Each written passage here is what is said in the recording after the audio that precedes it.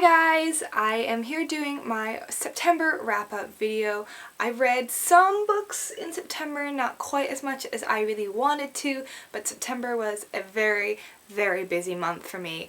I still was working at my job, at my internship in the theater. I then had to finish that out, move back home, and then move back in all my stuff, and then I started up my regular job at my video game store that I work at, and at the same time I'm doing rehearsal and getting in the swing of that and just getting in the swing of being back home. It just was a very chaotically busy month, as September normally is for people. So kind of like everyone, because a lot of people were in school, I just didn't read quite as much as I was hoping, but I still think for the amount of time that I had, the amount of stuff I was doing, I think I managed to squeeze in a pretty good amount of reading, so I'm happy either way. The first book that I completed in September was one that I've already talked about on this channel, and that is Girl on the Train by Paula Hawkins. Me and Erica just put a big video out about our review and discussion of this, so if you want to know more about it, you can check that video out. If not, it's very quickly, it's a story that is told from the perspective of three different women. This one woman named Rachel takes the same train every day to and from work, and she kind of gets to look out at this perfect, oh my god, there's something in my eye. Ow. Anyway, she gets to look out on the train at this perfect couple, and she sees them every day, and one day she sees something that isn't quite right. I'll leave it at that. I said if we talk about it more in our review video, we do a section of spoiler-free, and then we go into a section of spoilers. So if you've read the book, please check it out, and then comment down below what you thought about it. No spoilers, people who haven't read it, because it's such a good book, and I don't want anyone to get spoiled for it. But it's an amazing, amazing book. I rated it 5 out of 5 stars. It honestly was that good, so check it out.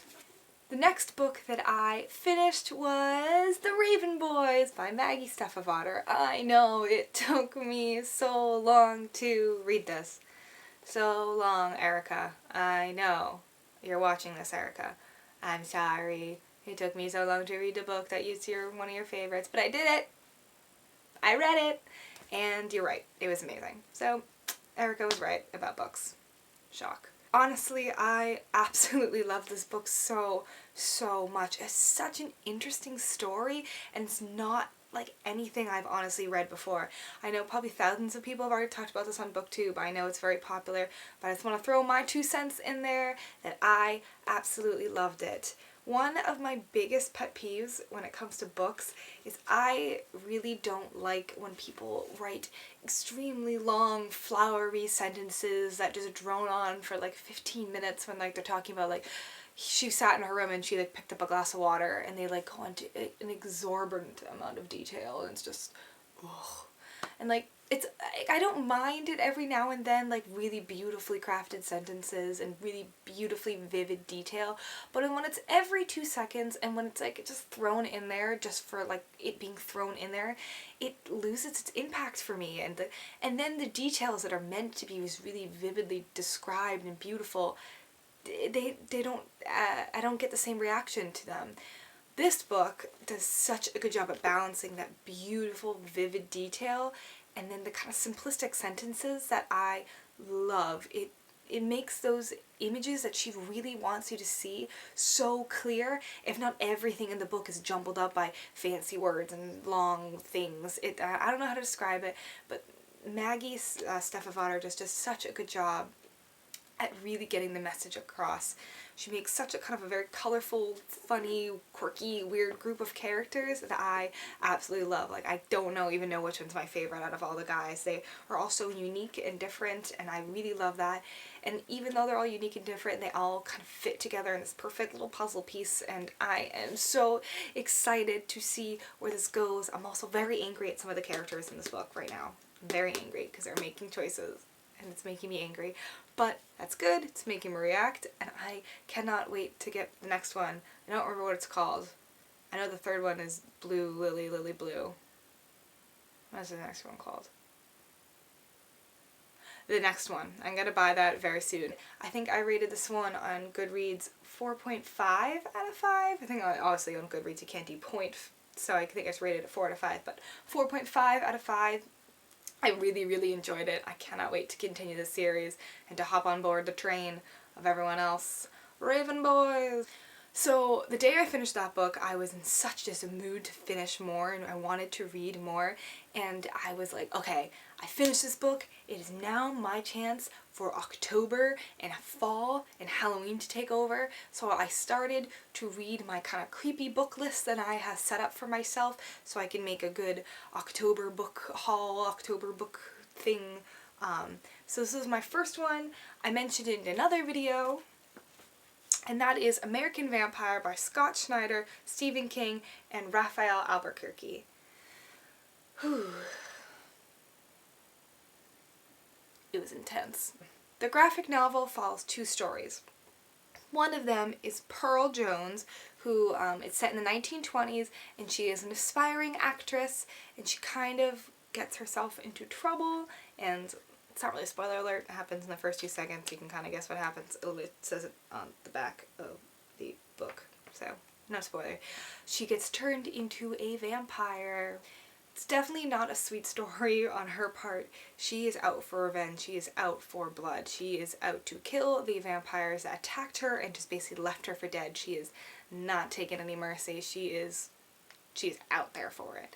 And then the other part of the story follows, I always mess up his name, Skinner Sweet, and it's set in kind of the late 1800s and kind of the wild, wild west, and he is an outlaw who also is a vampire, and it kind of follows his story of how he came about being a vampire, and it's very interesting because there's two kind of groups of vampires in this book. There is the kind of European old-fashioned one, and then there's the American vampire. And they're very different. The European vampires are kind of stereotypical vampires that you think of, that kind of can't be in sunlight, all that sort of stuff. With American vampires, as Skinner kind of describes it, they're like the 2.0. They're the next level. They can walk in the sunlight. They have more powers. They're a lot stronger, and it's kind of this kind of clashing of these two things. I definitely read it a little too quick because there were some details that I missed in there. I know, as I was reading it, I was kind of like, God, I'm reading this a bit too fast. I have no idea what's happening, but I continued to read it that fast. I think I kind of just wanted to get through it and I wanted to know what was happening. I think it's definitely a graphic novel that you need to take your time with. Really read it, really kind of understand it. It's not a quick like 2-minute read, like okay, I can read it and move on. But I really did enjoy it, and it was a great opening, spooky October sort of book that I was very excited to read, and I will probably go into more detail if I make an October video and this gets in there. I kind of went into a lot of detail right now, but I just wanted to give you my opinions of it. I haven't seen a lot of this on BookTube, so I figured I should throw it out there a little bit. So the last book that I read in September was called Mary the Summoning by Hilary Monahan.